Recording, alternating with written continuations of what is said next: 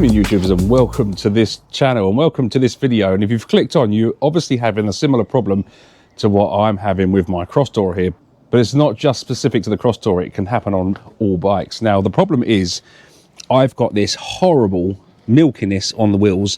Now I put a video out last year actually, asking for some help and advice on how to get rid of it. I had loads of feedback, but to be fair, nothing really worked. Nothing really got rid of it. And it's actually got worse as the years got on. And it bugs me about this bike. I'll try and get the camera in. You can actually see it. That's not dirt. I can't get that. If I rub my finger on it, I can't get that haziness off.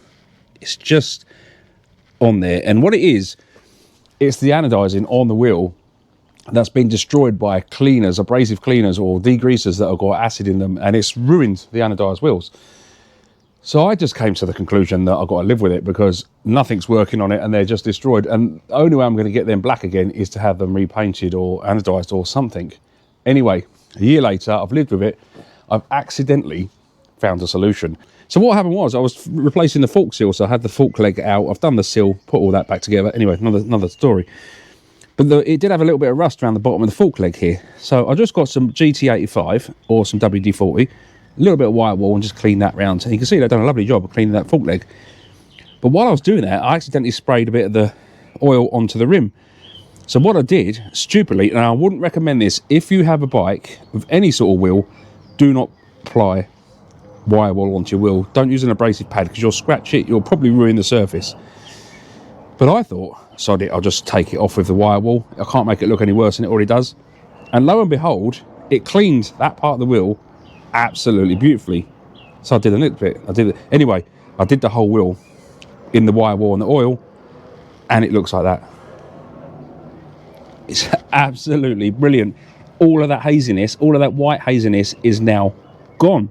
Well, 99% of it anyway, because there's just a few bits I couldn't quite get to.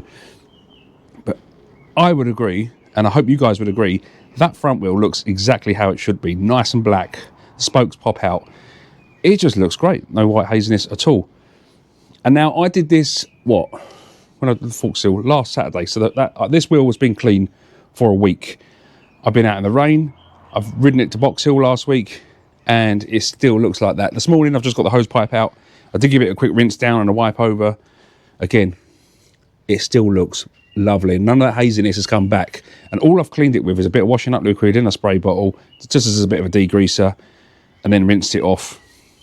I think I've taken off that haziness and got back to a layer of anodized that I can now see black. And I think that looks fantastic. It's never looked that good, to be fair. Same on this side. That wheel, I am really pleased with it. And if you're like me, it just takes one thing on your bike that you're not happy with. And then you kind of like always see it. You're always noticing it and you're never really fully satisfied with that bike. And these have always bugged me. Like, I'm actually looking at trading this in at some point and coming down in CC and going onto a Tenere or a Honda Transalp. And I had a list of things that I didn't like about the bike. That was one of them. So I'm glad I've been able to tick that off, to be fair. So yeah, compare that front wheel to the back wheel is a big difference. I mean, look at it, you can see the haziness on there. So we won't waffle on too much. I'm going to get this bike cleaned. All I'm going to use is a can of GT85 and a little bit of wire wool. This is plumber's wire wool that I got from Travis Perkins. It's actually quite fine. It's not too abrasive, so that's quite a good one. Or you can use some WD-40, whatever. Just need an oil to help that wire wool glide over the wheel and just stop it scratching. So the wire wool will do the work getting it off. The oil should just help it glide and stop doing too much damage, which is done on the front. I can't actually see any scratching on that wheel whatsoever. It just looks really good. So yeah, let's get it cleaned up and I'll do a before and after. So if we do it before there, you can see all that haziness behind. And then we'll blend that into an after. Right, I will have to put the camera down because I won't be able to do this one-handed, but I'll put it on time-lapse in a sec. But I'll just show you quickly on a small bit. I've got the worst bit there. That's the worst bit of haziness I could find. And as you can see, that's not dirt. I can't rub it off. Obviously, with the oil in my fingers, I can disguise it a bit, but you watch.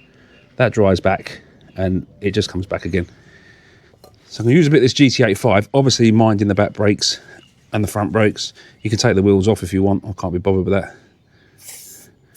small bit. I'm only working in sort of little areas at a time, just so I can make sure I've got it all. And then it's just a case of running that wire wall, let's get the outside rim there, really lightly over. You can see the oil is helping that wire wall slide, so it's not going to do too much scratchy damage. And again, I'll reiterate, you can't make these wheels look any worse than they were, to be fair. There we go. We'll give this a wash after, again with some soapy liquid, just to get all the oil residue off.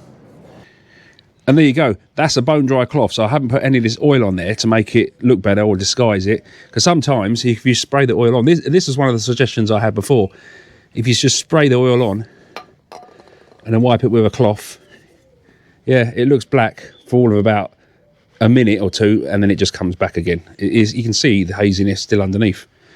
Whereas on a bit of a dry cloth, after I've gone over with the wire wall, you can see, if I can get the camera zoomed in, there is no haziness underneath. That is about as clean as I can get that. Spin the wheel around a bit. You can even see the back of the rim there. I've got the wire wall in there. That looks really, really clean. It's these little details that make a big difference when you like a clean bike. I'll spin the wheel around another way to an old bit.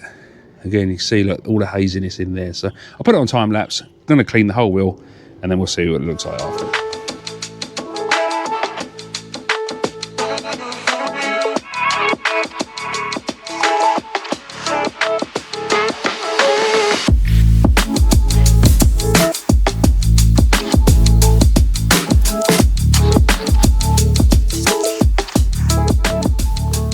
And there you go, that's the back wheel cleaned. I'm happy with that. I spent about half an hour this side, that side, and yeah, you can see that is so much better than it was. And it's not just a quick fix of putting oil over the top to make it look black temporarily. That's actually taken all that tarnishing, all that milkiness away. So yeah, still a bit of wire wall to get off it. I need to give the whole bike a clean now, and but that means it'll look great. But yeah, let me know what you think. I'm really pleased with that. Like I say, I've had this bike for 2.5 years now, and I don't think there's ever been a time where I come out and don't look at the wheels and think, oh, just, it really lets it down.